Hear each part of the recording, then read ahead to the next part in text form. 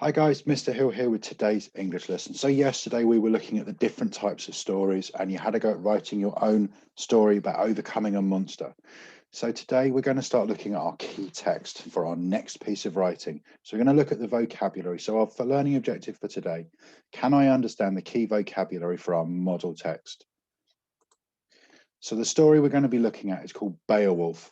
It's an old tale told in Anglo-Saxon and Viking times. Now, if you think about our geography lesson, we were talking about the push and pulls which brought the Angles and the Saxons and the Jutes across.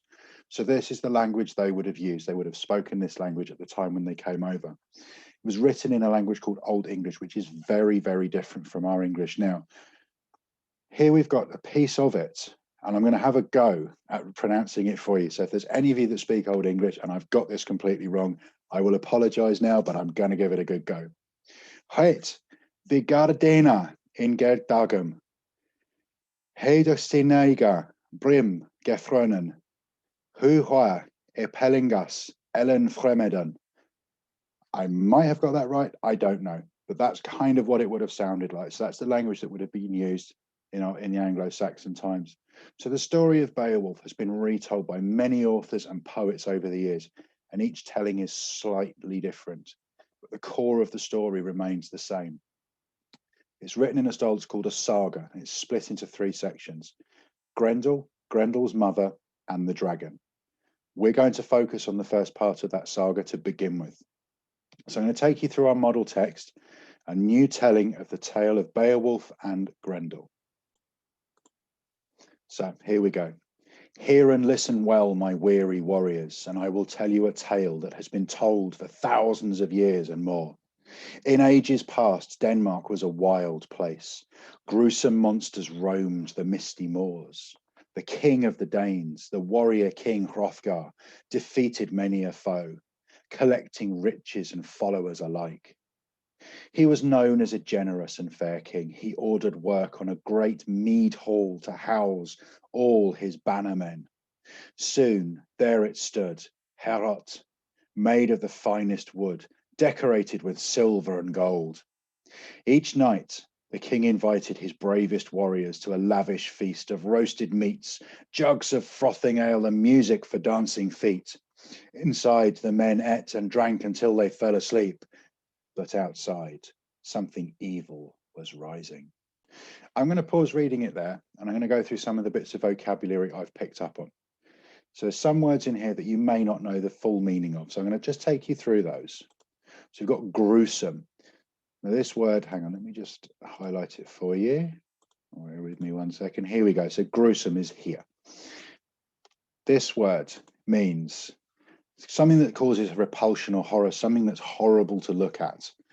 So these monsters would have had big teeth, large claws. They would have been really disgusting. If you'd have seen them, you'd have run as far and as fast as you possibly could have done.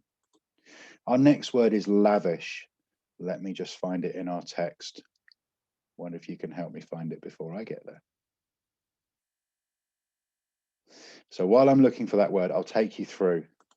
Sumptuously rich, elaborate, or luxurious.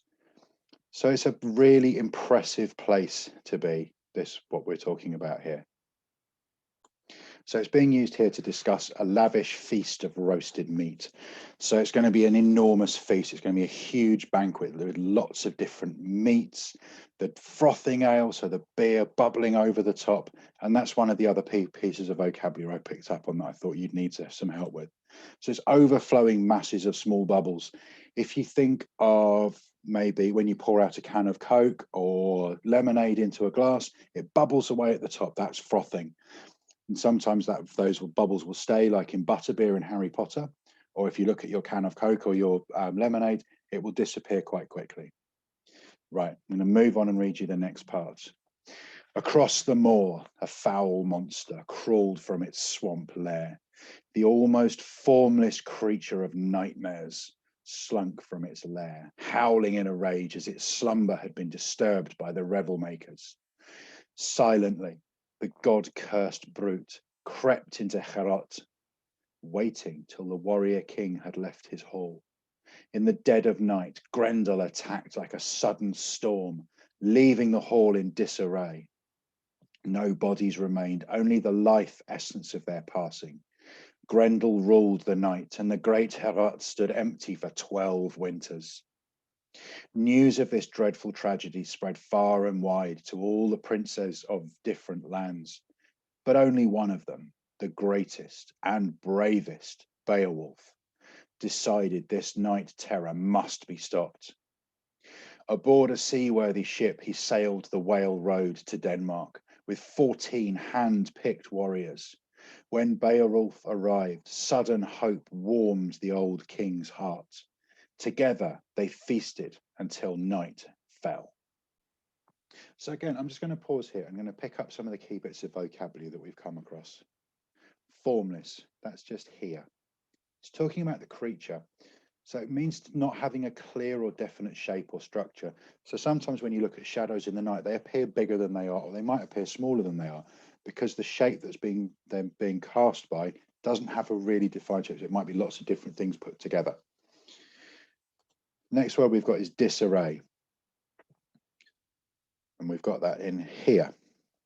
So it's the way the hall was left after this terrible tragedy. State of disorganization or untidiness. I know my bedroom when I was a child was certainly described as being in a state of disarray on more than one occasion because I was terrible for putting things away in the right place. The final word I've picked up on is tragedy. So it's here, news of this dreadful tragedy. So an event that's caused great suffering, such as a serious accident, a crime, or a natural catastrophe. So we've potentially got, there's been flooding in the UK recently, and early last year. We've had coronavirus. We could describe that as being a tragedy. It's a natural catastrophe that's happened to us. Right, we're going to move on. We're going to read the next piece of our text. As darkness swallowed light, the swamp bubbled and Grendel rose. Grisly, grim, and gruesome. No one word could describe this brute. Beowulf crouched in the shadows and his steely eyes fixed on the murdering monster. Without a weapon, Beowulf pounced. Grasping the monster's arm, Grendel writhed and thrashed, but Beowulf would not let go. Grendel swiped and slashed, but Beowulf would not let go. The hall shuddered, benches shattered, but still Beowulf refused to let go. He tugged the monster's arm and tore it from his body. Roaring in pain, the monster smashed through the walls and charged into the night, staggering across the moor. Beowulf stood holding the monster's arm. He knew there was no way the beast would survive such a mortal wound, its life ebbing away, drop by drop. Grendel was defeated. So again, I'm going to pause here and we're going to have a look at some of the key vocabulary that we've gone over. So grisly, we've got that word here. Now, there's also a trick being used. We've got grisly, grim, and gruesome. We've got the power of three, and we've got alliteration used in there. So grisly, causing horror or disgust. This goes back to the other images we've got of Grendel. We've got the idea that this is gruesome, horrible-looking monster that, you know, if I'll be quite honest, if I came across it, I'd want to run for the hills. Writhed, that's this word here. Making twisting and squirming movements. So if you think about how a worm moves or a snake moves, you could say that's a writhing movement because it twists and squirms along to make itself move. Final word we've picked up on from this paragraph is ebbing. That's down here at the bottom. Gradually decrease.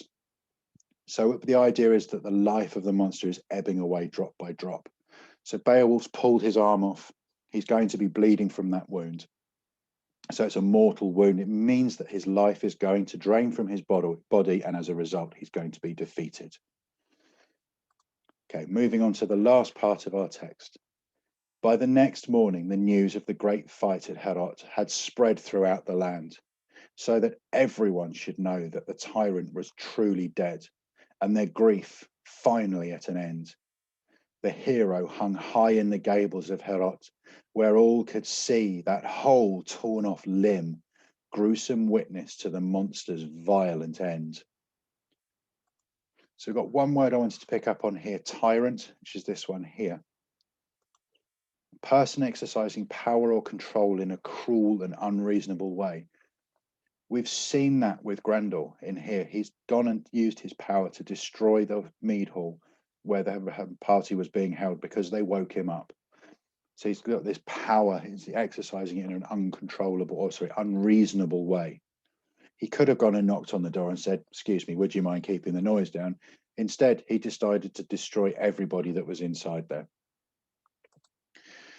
So within this text, there are words called kennings. So about a third of the words in Beowulf are words known as kennings, and they're metaphorical descriptions and compound words. They're words that combine two words to create an imaginative alternative. So what kennings can you find in our model text? I'm going to set you that as a challenge. And as well as that, what do you think they might mean? So have a go, see if you can find the meanings for them. I'll give you an example here, a wave floater. That would be a ship. So go back over, read through the text. So what I want you to do is go back a few seconds here, a few seconds there, a minute here and there. Find the parts of the story we've told, pause the video, read it through, have a really good look, see if you can find these kennings. We'll need them for tomorrow's lesson. So make sure you have a good look through, see which ones you can find. I'm sure you can find at least 4 each, and we'll have a look tomorrow and see how you've all got on. Right, I'm going to leave you guys there. I'll see you tomorrow. Stay safe, everybody.